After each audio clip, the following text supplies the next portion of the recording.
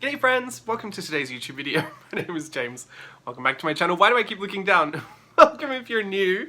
I'm looking down because I literally have my phone out and I'm gonna read you something. Today is, I'm actually pre-recording this voiceover because I thought this is a chat I've wanted to have for so long and I'm feeling in a really open and kind of free and easy talking mood. So I thought, you know what, just turn the camera on. I'm sure I'll do a stream of consciousness journaling or something and I'll need this voiceover for something. So I'll just picture this somewhere on the screen so we can kind of have this discussion, albeit one-sided, but we can have this audio playing while I have another visual playing, because we do that a lot here anyway. Anyway, today I wanted to talk to you about parasocial interaction or parasocial relationships.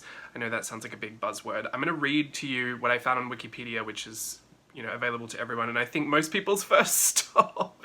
It's kind of an easy thing to understand, and it really relates to kind of everything, specifically the communication between you and I. So I really want to unpack it today in just some really candid thoughts. I didn't put any real thought behind this, as in like I didn't sit down and study the whole thing, but I do have lots of personal feelings and emotions and stories and memories regarding to this topic specifically that I think would just be fun to kind of talk about as a talking point.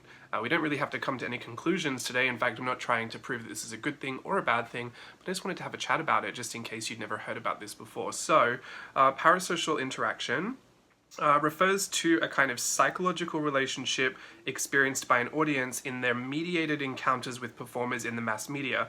This says particularly on television, but this is kind of an older term, and I think some of the standards have shifted, with the influx of social media interactions.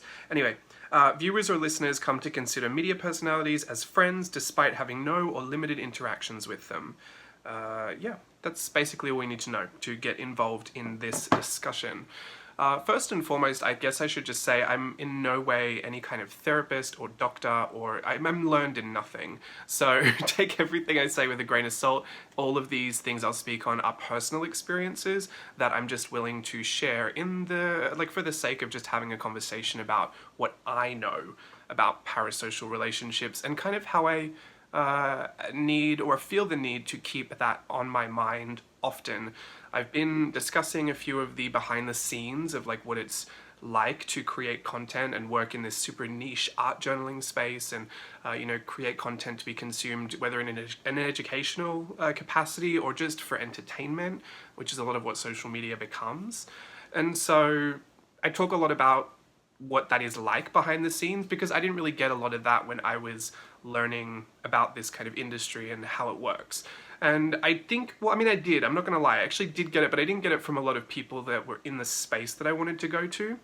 And there are some really interesting nuances being in this niche that I don't think I would have expected, just given the broad general understanding that I learned about from just say like a beauty influencer, or not just, but do you know what I mean?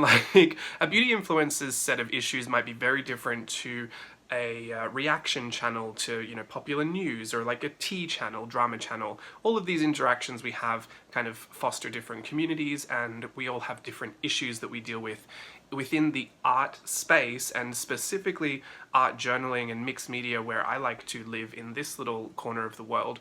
We do have our own specific set of issues that arise, and I think it's always important to unpack all of that if you feel like you play a role in that. So I'm usually just speaking from my own experience, and hopefully that doesn't come across as preachy, or like you literally don't have to take anything from this.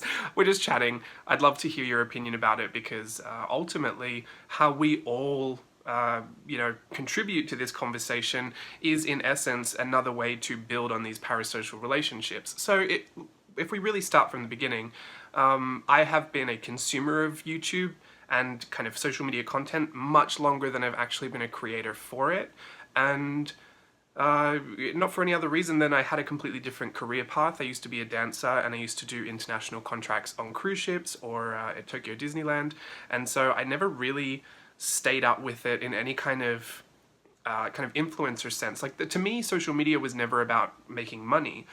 It still isn't, but I do understand the value of marketing through social media, so that's important. But to me, that kind of idea I learnt about more about 2015, 2014, 15, 16, much when I came across art journaling. And I didn't realize at the time that a lot of the content that I was consuming was kind of split between people who were just doing it because they really enjoyed it and they wanted to share in it, and then people who were doing it because they were getting paid to do it, or they were earning sponsorship money, YouTube AdSense revenue, affiliate revenue, all kinds of things. You could earn a lot of money for doing this content, creating this content. I was only really aware of traditional media in the sense that I thought you could only really get paid to create content if you worked for a marketing agency or an ad agency, or you were in the film and television industry. I didn't realize that you could actually do your own little videos on iMovie and get paid for them, because I just never had an interest to look for extra money elsewhere. I was very lucky that the lifestyle I lived and the jobs I had kind of set me up for a nice, quiet cycle of life, I guess. That's a weird way to put it, but never really looking and interested in that. And when I was, after my accident and I switched careers, you know, not by choice, but you know, just by faith, moving forward in what was coming towards me for this part of my life, right? I had found all of this art journaling, and then I found out that you could kind of earn money from doing this stuff, or there were certain ways that you could earn revenue I had never really thought of before. So this kind of sparked an idea to not go for it, but to more understand how people were doing that, just in case that was something I ever wanted to do in the future. As it were, I also was recovering from an injury, and I had a lot of downtime, so I consumed a lot of content, and I didn't really love a lot of the shows that were on at the time in traditional television, so I would be on YouTube kind of all day, and I'd be in and out, kind of asleep and awake, just watching all kinds of YouTubers in all kinds of different fields as well. So I came to really enjoy this smorgasbord of content that was available to me 24/7, and not only that, but I could choose very specific topics that were in weird niches that I didn't realize people were actually just creating in, so that I could go and search something very specific, like people who did art journaling about mermaids and fairies. I didn't know that that was a thing until then, and then I would go and search for it. Yes, of course, I knew about YouTube, and yes, I knew that there was lots of content available in the world, but it just never really dawned on me that those were people's careers, and people were making money that way, and people were not only making money, but then amassing followings and having influence in that way. All of those things were a little bit new for me. I understood that they existed, but I didn't really understand the way I do now what was really going on, and what I was really, you know, never aware of whilst I was dancing on cruise ships in the middle of the ocean. So I come to get really involved in a lot of YouTube. This is where I didn't realize at the time, but I'd started a lot of parasocial relationships. I had just at face value taken every YouTuber, every influencer that I was encountering, I'd taken them at face value and just trusted that everything that they were saying was 100% true, because why wouldn't it be? That was them. There was no persona. Sometimes you could tell people were acting a little bit, or sometimes you could tell it was embellished, or like the story might have been embellished, or maybe there was a certain presentational quality to the video that made me think, oh, this is scripted, or you know, maybe this person, they had really bad segues into something they were selling. So I was like, oh, well, there's the part of the video they're getting paid for, but I'll just enjoy the rest of the video. So I was learning about that, you know, 5-6 years ago, and I thought it was a really interesting journey. The thing is, I wasn't really aware to the lengths that I was investing time and energy, ultimately feelings, and then sometimes money, into this new journey, new hobby of mine, where I was just consuming a lot of content. For the most part, I don't think a lot of people do consider it the investment of time, because it's entertainment for us. So we're not really thinking about, and I guess I should say for myself, I wasn't really thinking that I was investing time into people. I was thinking, oh, I'm just here to have fun. Like, I'll be here for the 2 hours I want to watch videos, and then I'll just go and do something else with my day. But there was a transactional value to that time, because I come to find out that the longer that you stayed on their videos, the more that you clicked off of their videos into other links, they were making revenue from certain parts. From my eyeballs being on that screen, they were making money, if they were monetized and if they ran ads, right? But then other than that, I didn't realize, but over time, the more I watched, I found myself subtly influenced into purchasing certain things and into wanting to be a part of certain you know, I want to say tribes. I don't think tribes is the right word, but certain cliques isn't either. But groups, let's just say groups or communities. There was, you know, all my time was being spent here, my entertainment was coming from this place. Maybe I want to be a part of that group as well. Let me go and invest some more time in, you know, maybe more money and more of my energies and my efforts. And I'm not here to say that there's anything wrong with that. I honestly never knew until it happened that there could be real life consequences for doing some of that stuff. And without putting anyone specific on blast, I know some people are going to know what I'm talking about.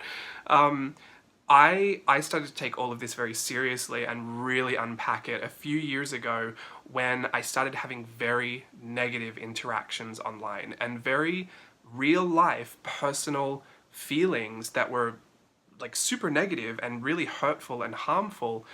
They were real life feelings that I was having on this space that I considered a fake space. I'd never looked at the internet as like a real thing. I thought, oh, that's just someone behind a computer and they're faceless profiles and they're people that I don't know. And it's easy to disconnect that human person from the stuff that you're seeing in a comment section. It was even weirder at some points to think that when it didn't suit me, I would disconnect the real personality from the content creator that I was watching. And in the sense that like it wasn't anything terrible, but sometimes I would just think, oh, I'm over this person. And I would almost toss them aside and go and follow a new person, go and follow what their journey is, go and learn more about them, invest my time there. And, you know, in real life, I don't think we would act quite the same way, but social media doesn't really you know, there's no guidelines around this stuff. There was not even really etiquette to the way that you might follow someone and then unfollow them. Usually you can just do all of that in silence and then go about your day, and a lot of people that you follow will never really know that you follow them anyway. So I developed this understanding that, you know, in that regard, everyone I was watching was kind of, you know, they were real-ish, but they existed in this internet space that I didn't really think had much of an impact on the life that I was living, because it lives in a cloud or in a cable somewhere, but my real life happens out here. This is all of my choices happen, you know, my supermarket choices happen in the supermarket. The things I want to buy at Michael's happens in the aisle. I didn't realize until afterwards that even the influence that I had had watching certain types of content, watching certain types of media would show up in that decision-making process whilst I was at Michael's. It might show up when I'm at the supermarket and I'm going to purchase something just because I'd heard someone say something about something. And it was a really interesting thing to unpack because it almost made me feel very vulnerable all of a sudden. Like, how could I get myself involved to the point where I felt affected by the people that I was watching? These people don't know me from Adam. They're not going to know that they're even having this impact on me. I'm sure they don't even mean to, but I now feel myself making decisions through a lens of information that they've fed me, or just trusting blindly that what they're saying is going to be good for me and that I should act on that. And sometimes without even a thought or a care for what I might actually want. And this has become more apparent to me, especially through a lot of my stream of consciousness journaling, because all of those thoughts that just bubble up, I put them down onto the page, and I have become very aware of certain people even that have messaging that looks like the thoughts I keep writing down. And they're thoughts that I don't agree with, but they keep popping up in my head. It's a fascinating thing to just think about the fact that even me talking to you right now will start to plant seeds in your head that you may not want planted in there. You may not want them in there, and you might come back tomorrow, listen to another video that I've done 3 years ago, and maybe that video waters some of those seeds because they're my opinions and I'm reinforcing that opinion to you. And then maybe you watch another video next week and I reinforce it again. Before you know it, subconsciously you could have picked up something from me that I didn't really mean to give you, and you maybe didn't even mean to glean from that, but it just happens. It happens because we are communicating, and the parasocial relationship for me is really interesting because it's one-sided communication for the most part. With comment sections and with direct messaging and emails and stuff, yes, we can sometimes relay information back and forth, but there's something else that I think is really interesting to note because it goes a step further into why I have been so aware of parasocial relationships and why when I move forward, I am super conscious about the ones I'm creating with you and why I do certain things. It kind of hopefully might bring a bit of context to why I make some of the decisions that I make in how I operate online. So one of the things that is interesting about social media is that we are now given an opportunity with the little computer that lives in our pocket to create content, but also create people or narratives or experiences or personas. We can create anything and put it out into the world for anyone to take at face value, for anyone to be completely skeptical of, for anyone to be completely cynical about, for anyone to completely, indulge in and just run with it. And I think it, like most things, comes with good and bad. One of the things to me that has shown itself as negative over time, and it's that fine line between good and bad, is the fact that most of the social media that you get is produced in some aspect. And it doesn't feel good to know that sometimes, because it plays on the direct part of our parasocial relationships, that trust the content creator that keeps coming to you every day and saying, hi, I'm here, and like, here's a story I had, and listen to this part of my life, and here's a big smile, and here's a funny story, ha ha ha, bye, see you tomorrow. We trust those people. Unless we don't have a reason to trust them, we just at face value say like, well, this is who you are and I'm gonna put my stock in that. It doesn't feel good to think about the fact that that is produced. It may be real. It could be 100% reality, but like the content, because I'm speaking to you now, I have no script. I read out something from Wikipedia. I haven't done any jump cuts yet, but I might, and that's something to think about as well. I'm not producing anything, but you have to think about the fact that I chose to sit down at this point, whilst I was in a really chatty mood and a really happy mood, that was a choice I made as well, to talk to you about a topic that is illuminating a certain part of this world that not a lot of people get to look at intimately unless you're experiencing it, or unless you really go into that space and really try to unpack it. I chose to share that with you.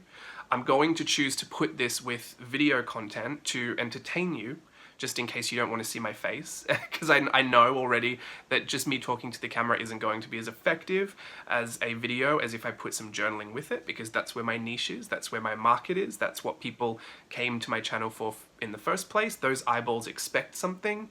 And so choices I've made throughout the whole process, I might even choose to not upload this, which, you'll never see it then, but if I choose not to upload it, that's also a choice.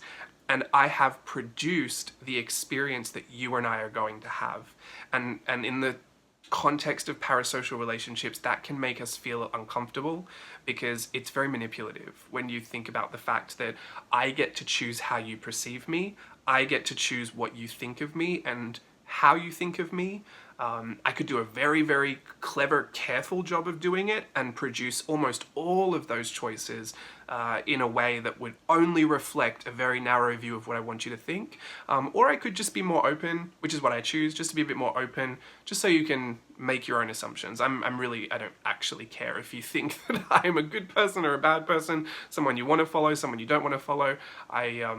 Those things to me, I personally set aside, because it's really not a game I want to play on social media. But just the thought that all of those choices are something that we think about, that's a part of the production. And that is a part of the personality that you are having a parasocial relationship with. The thing, and on a really intimate level, and I always get a little uncomfortable, just to be honest. I get uncomfortable talking about this, because there's so many layers of context to just even the things that I hint at. But I like to say a lot of the time I'm a 360-degree person, because one of the bad parts about the idea that this is all produced is that I don't, like, my want is for you to experience who I am. like in my real life, if you got to meet me as a friend, there's a certain amount that I'm willing to open up to you as a friend until we get to a point where I feel completely comfortable and trustworthy, and then I'll open up pretty much everything. And that's my personal level of comfort. On the internet, I don't operate that way because I don't know who is there listening. I don't know what people's intentions are, and I don't know what people might do with that information. You know, I've had friends that I've talked to about things before that were completely raw and emotional and vulnerable that have used that in a way that I just never expected could do so much damage. So I'm not willing to do that on the internet. But I think there becomes this kind of weird gray area where if you're just taking everything I say at face value, you might think that I'm a perpetually happy, almost toxically positive person that never struggles with anything or is always just having a good time and is happy. And I think that that messaging is also not good. So I try often to reintroduce the idea so that no matter where we are in the parasocial relationship we're having, this could be your first video and you might think, wow, this guy is on one, like I don't need to listen to him anymore, he's too much. That's completely fine. You might have been here since 2016, 17 when we were in Facebook groups together, and you might be understanding from that point of view just the entire journey that I've had so far, and maybe that context might help you as well. But I do always like to remind people that not just myself, but with everybody, there's a 360-degree person that you're interacting with, except for the bots. Bots we don't have to think about. But even trolls on the internet, humans that just... people, I shouldn't say humans, but people behind keyboards with faceless profiles that get a bit of computer courage and start typing things they would never say in real life. Those are 360-degree people as well. And the idea that we can, with a very limited kind of narrow viewpoint, understand where people are coming from and exactly who they are and what their intentions and motives are, or even trust them, that's just a scary thought. And I sometimes fear that people are giving me too much benefit of the doubt, because there are, and I think this goes without saying for almost everybody, if not everybody, because from what I understand as humans is that we're all inherently flawed. We're just hopefully getting to a point of humility enough to admit that and grow. But from what I have said in the past and shared before, like there are many, many parts of my life that I'm either way too uncomfortable to share online or are completely inappropriate to share online or represent, open wounds, and I have a policy about sharing scars rather than wounds because I don't like what it does when I engage with you in our parasocial relationship on something really negative that I have no answers for. I think it kind of throws you into a thought process that can be quite triggering for people, so I try not to do that. I fear sometimes that I also perpetuate some of this damage that I had years ago when I only saw all the good in someone and all of the produced personality and content, and then I came to know one of their human struggles that was a part of, maybe they were showing 180 degrees and I got to see back there in the other 180 degrees, and maybe I never wanted to see that. And I understand that because you don't want to. I don't think anyone wants to come online and not enjoy the people that they're pouring their time, energy, effort, maybe even money into. You don't want to think about who that person might be at their worst. So from my own perspective, I had interactions like that pretty early on in trying to understand all of this world as a business. And I came to know parts of people that I didn't have all the context for, that I certainly tried to extend a lot of grace for, but ultimately that I was really hurt by in real life. And that just sucked. There's no nicer way to put it. It was very difficult to deal with, and I almost felt guilty for actually feeling anything because I thought, this is online. This is the internet. I can log off. I will never see this person. I will never talk to this person. I don't have to have anything to do with this person. Why can't I just log off and not feel anything? And that is because I had these parasocial relationships. I hadn't realized how connected I got to someone. I didn't realize how much blind faith I was willing to just entrust people with, and then how much grace it would take if I accidentally found out they weren't the person I had built them up to be in my head. And it wasn't even a lot. Like, to be honest, I wasn't trying to make heroes of anyone I was watching. I was actually just taking people at face value. But in the in a very simple way to talk about how some of these things start to fall apart, I'm going to use a very generic example. If you are someone that promises a lot, and you typically deliver on those promises, you're going to make people happy. The time you don't deliver on a promise, many people who were happy will now be unhappy. But they might be willing to give you some grace once they understand the circumstance. Many people, I'm sure, in that circumstance will forgive you for that time that you didn't deliver on your promise. If you go back to delivering on your promise, should you do it again, people will start to lose their faith in you. And then they will start to be upset because even though, and this is the weirdest part, because I did the same thing. I would watch someone who was creating content for free. I didn't pay for anything. I was watching someone who was willing to give so much of themselves, and I appreciated it so much because I loved the community, I loved the interaction, I loved the ideas that people were sharing, I loved all the social media like frenzy around it. So I enjoyed it. I enjoyed interacting with that person and therefore, their content and community. I didn't realize at the time that I had started to get I felt like a little dejected. And it came to a point where I had actually gone and bought something on recommendation, then it just kind of like never eventuated. And I felt really played. I felt really used because I couldn't understand why this person didn't have to tell me to go and get this stuff and then just leave me high and dry. Like, do they care that I went and spent money on this? Do they care that I'm waiting? And then I think one of the things that really started to hurt is when I finally got the message that that person didn't really care. And almost this idea like, well, I was doing it for free, so you get what you get. Here's the thing, like, I can understand that. I really can. I don't expect more than I am taught to expect. But I don't know what's going to happen in the future, and I think I'm starting to see a shift now. I don't know what happens with people and the feelings of responsibility or accountability to what they're saying and doing on social media. There have been terrible circumstances that I've witnessed on social media where people have just walked away scot-free with no consequences, no real life consequences. Maybe they lost a part of their following, maybe they lost some sponsorships, so I guess, yeah, real life consequences. But for the most part, actually showing no remorse, no care, no concern, absolutely nothing. Just a flippant attitude towards, well, you'll get what I give you and you'll like it, or you won't like it and you're a hater. People on the internet can do and say whatever they want, and I was a little naive to that in the beginning. I'm certainly not naive to it now. And now I guard myself very closely with respect to the parasocial relationships I create online. Nowadays, I'm not so cynical. There was a period where I was very cynical and I was very quick to find any weak link, any kind of like chink in the armor, if you will, I guess is the expression, but I was very keen to look for all of that so I could identify people that I couldn't be around. Because it was just too much for me to like invest all of this and effort and time and energy and then money, and then to just be left high and dry or disrespected, or in real life like actually crying about things that I would never have cared about 7 years ago. So I then had to be a bit more careful about how that happened.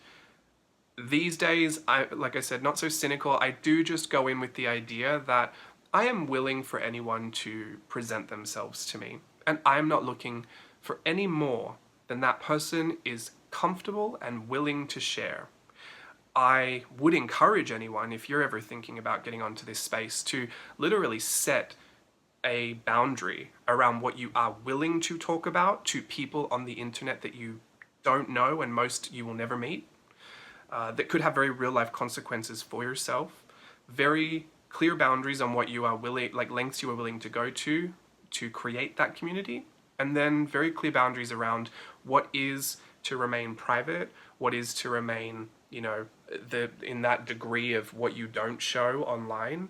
and then have, obviously your reasons for doing that, just so you can remind yourself in times of desperation when you want to clickbait something, just don't talk about it. But yeah, I mean, that's a conversation for another day, but it's just interesting to me. I don't know if people really consider, and I think this happens a lot with people who just kind of come on here wondering if they could make it big in anything, wondering if one of their videos could go viral, or if they've got personality enough to get picked up by an agency, or if they're just going to become TikTok famous for doing some dancing. I think a lot of people shoot their shot on social media without actually understanding what this business is. If you want to make money from this, if you want this to be a part of your lifestyle, if you want your name to be part of your brand, what that means. I saw Erin Condren, I saw that entire, I don't want to say drama, but I'm just going to say like what happened online with Erin Condren and the name being attached to the brand, but then also the brand being other people that had no part in those decisions, being affected by decisions. Like, it happens at every level in every industry, and it also happens within the niche of like art journaling and planning and mixed media art and stamping and like all this stuff, scrapbooking, the things you think are just, from when I was growing up, I thought it was like sweet little old ladies just doing some scrapbooking. It turns out, this is an industry like anything else, and we've now come to a point where we've wrapped a lot of social media up in it. And people are more than just the name on their brand. They become faces, they become stories, there are secondary characters that circle in and out of that world, and there is also a 360-degree human experience to the person you might be interacting with. So, to each their own, there are no rules with respect to how much you should and shouldn't share and should and shouldn't show. I kept my policy at sharing scars, not wounds, because I am someone that goes through life and feels a lot of things pretty heavily. I have a few traumatic experiences that I've been through in life that I just, through respect for my healing process, I don't want to bring to YouTube in that way. There are parts of me as a human being that were just terrible things about me that I have grown through that I just don't think are necessary to bring out onto YouTube. There are opinions and feelings I have that are so needlessly aggressive, that are so incredibly judgmental, that are the worst parts of me that I try to keep a lid on so that I don't do damage to people who are not here to hear anything like that. And yeah, I think it's always in the back of my mind, the fact that we do have this parasocial relationship. How am I leaving you once we have these interactions? And my hope, and I've said this a lot, but I hope that I either leave you feeling neutral or more positive than when you entered the experience, which means I have a service to, talk about things that would encourage that, produce content that would facilitate that, and avoid anything that would give me results that I didn't want. And there are benefits to that, obviously. I would like to say these are indirect benefits because I don't make my money on YouTube, but to facilitate and to grow a community that is based in those positive experiences online, do end up showing rewards in certain ways. For a content creator, it can be the reward of earning revenue on that, or having more eyeballs on your videos, creating a community that wants to learn from you and making workshops and having those types of experiences available. There's lots of monetizable ways to capitalize on the good that comes out of that kind of interaction, those parasocial relationships. When you start to try to manipulate how you get something out of that parasocial relationship, I try to keep myself keenly aware to that, and that's where I steer right clear of many things. On a personal note, I try not to create parasocial relationships with anyone who is going to use mental health as a marketing tool or something that is wrapped up within how they make money, who is not a therapist. Even then, on social media, I think it's a little, it's a funny gray area for me to be engaging in those conversations to build an audience on. I will say there is absolute benefit to sharing information on it, but to build a following on and then to monetize that following through that process, I drew a bit of a gray area, a bit of a line there. And again, that's just a personal decision for me. very much linked to the fact that, yes, I had engaged with people before on a specific talking point, like depression. I'm not clinically depressed. I was never diagnosed with depression, but I felt very depressing feelings, and I watched that interaction feed into all of those very real life feelings I was having, and it got very confusing to me to figure out how this person I could log off from managed to exacerbate how bad I felt about certain things. So I'm not perfect, definitely not perfect. I don't think anyone will be. I wouldn't hold that standard for other people. My advice for people that are in the content consumption area is very different into the content creation area. I tend to have less sympathy for people in content creation because these are things I believe that anyone who wants to actually care about the people they're talking to will take the time to learn about or understand in some way. I do believe that it's inevitable you will come across this information, and you will, if you do care, show that you care by learning about it and acting on it, having these things in your brain as you're talking to people. That's how I kind of measure if you care about that. Again, that comes from me as the content consumer. So I think it's important. I think if you're, for me anyway, it was very important to understand what I was like as a consumer so that I could directly think of myself when I went to go and do something. And now I have a pretty good benchmark, since I am incredibly judgmental by nature. I try not to be. I've learned over time it's not good. But since I am, I usually apply that filter to myself and say, what would I think of that? What would I pick apart from that? Can I see what you're trying to do there? Should you be doing that there? And because, yeah, like it'd be stupid of me to say like you're never tempted to take the easy way out. A lot of times you are, and it's ultimately like the weirdest thing.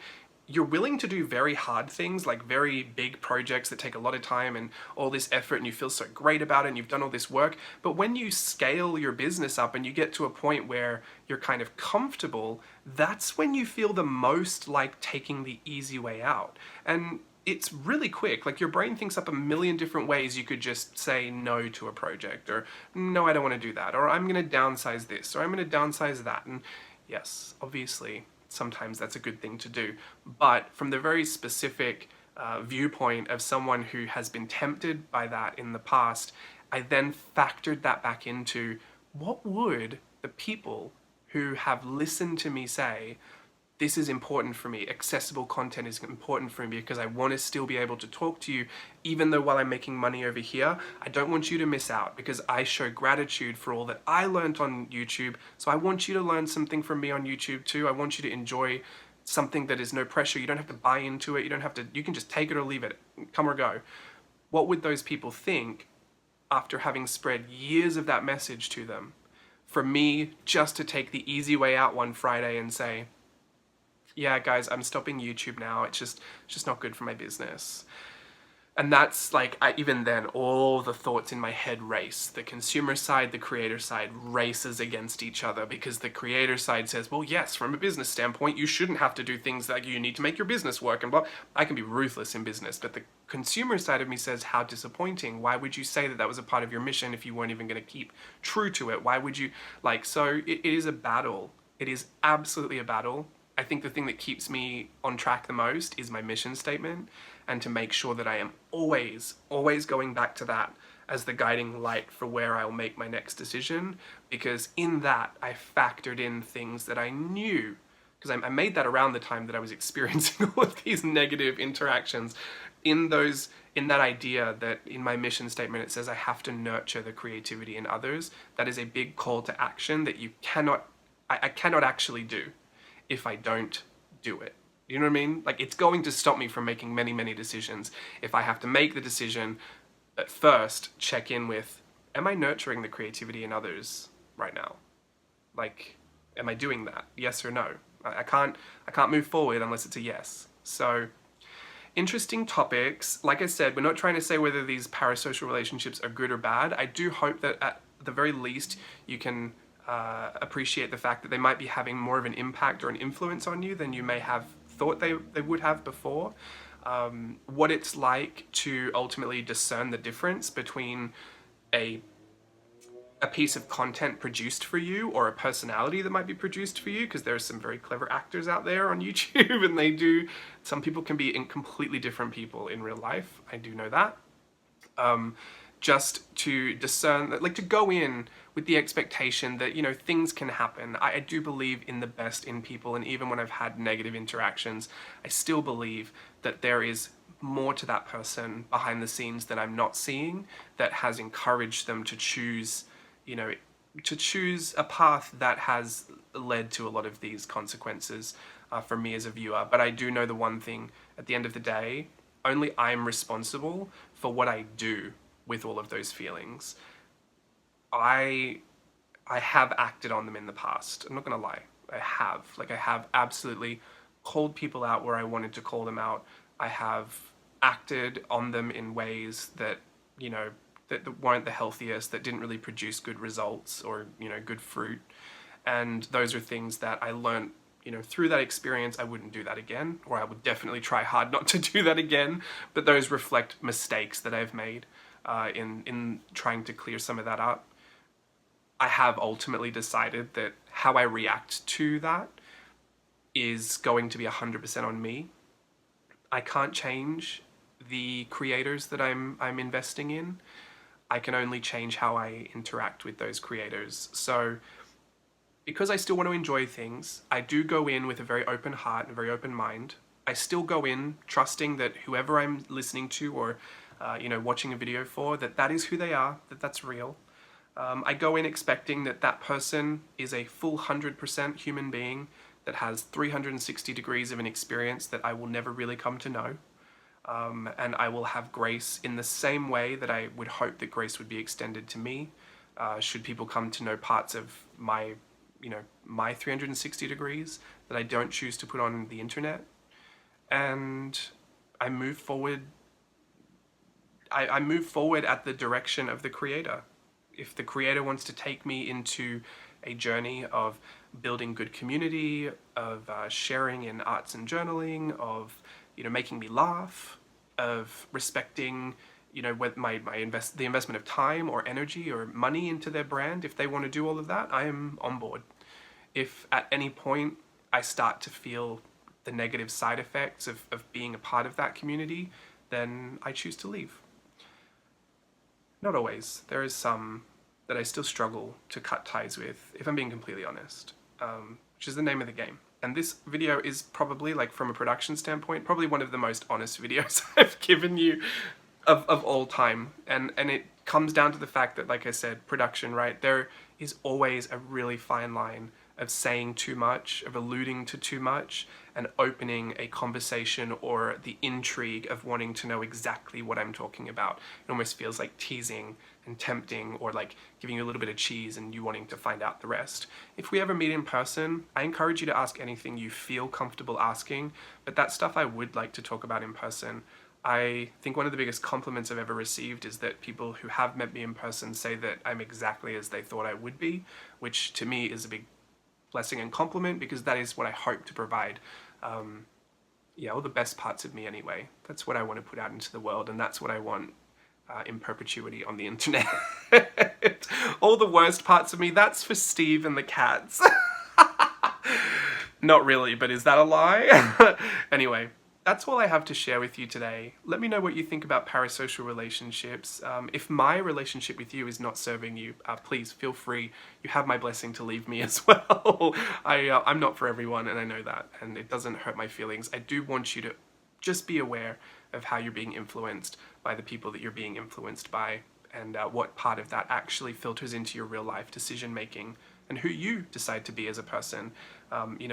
The ideas and the kind of the messaging that I learnt about in 2015-16 about art journaling and the business of art journaling and creating a brand and creating a following, all of those things I learnt through parasocial relationships led to very real life decision making that has now brought me into a space of my entire career having changed. I literally work in the space I was learning about, and all of that happened through these parasocial relationships. And information I was fed through them. So we live in a really interesting time and don't take for granted what that looks like in the current context of social media and what that might turn into in the future. I don't see social media going away, but I do see over time us as people having better understandings of the impacts of social media. And this is definitely a place to start, I would say, if you're ever looking to unpack a lot of what social media is doing within our growth as people. So, parasocial relationships, parasocial interaction, as it was called on Wikipedia. Those are my thoughts about it. I hope you had a wonderful time today watching whatever I decided to put on the screen as we talked for 45 minutes. Wow, I was chatty. I knew I was. Hopefully you leave feeling neutral or positive. I will see you again in another video sometime soon. Bye, everyone. I just wanna see the light. I wanna be weightless. Teach me to fly, I won't be coming down. Could somebody wake me up? I don't wanna be here and let the world pass me by. Yeah.